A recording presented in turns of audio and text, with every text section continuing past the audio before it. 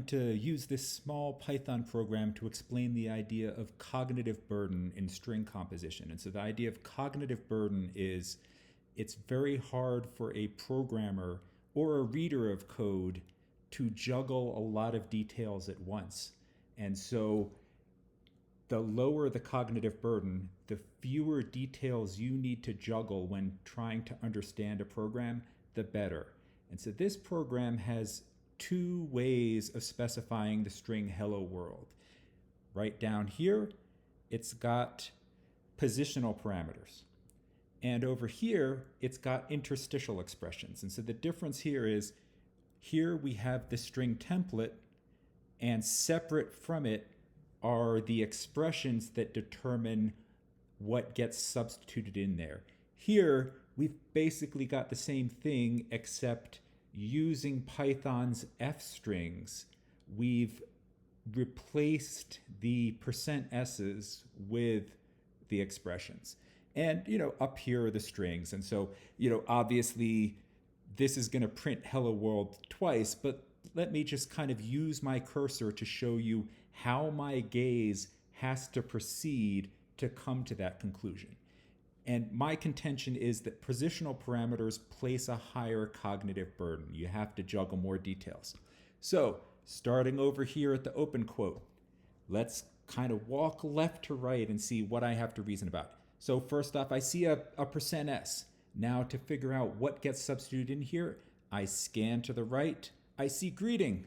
Then I look up at the definition of greeting, and I was able to connect that first %s to greeting because I'm keeping a counter in my head. My counter starts at 0. The 0th positional parameter is the one I'm looking at. Now that I know that hello is substituted to that first parameter, I can scan back down. I see the comma. That's a literal expression. So hello is followed by a comma, another positional parameter. I increment my counter to 1, and I look over, I skip over greeting, over to audience. Okay, the audience comes in next. Who am I saying hello to? I'm saying hello to the world. And so I look up, and then I can scan back down. I see another positional parameter. I increment my mental counter to 2. I scan over, skip over to the 0 indexed tooth parameter, mood. I scan up, bang. I see that the exclamation point is what's emitted, and then I can go back down. Oh, I see the close quote, I'm done. And so now I've done the analysis, but that was a lot of back and forth, a high cognitive burden. Not only did I have to keep a mental counter, but I had to keep jumping back and forth between the string template on the left and the tuple on the right.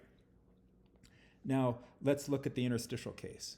So I see, oh, F, it's a format string. Now I can go into the context of curly brackets have, meaning, and Emacs is nice enough to highlight things so that the string content is separate. It's kind of this pinkish color instead of white. And so it's easy for me to group these things. So what do? I come in, I see a curly bracket. Okay, I'm leaving the string context. I'm entering expression context. I see greeting. I look up. Okay, hello. I see a comma. I look over, see my next expression. It's kind of a chunk, audience. I look up, world. I look down. Okay, mood.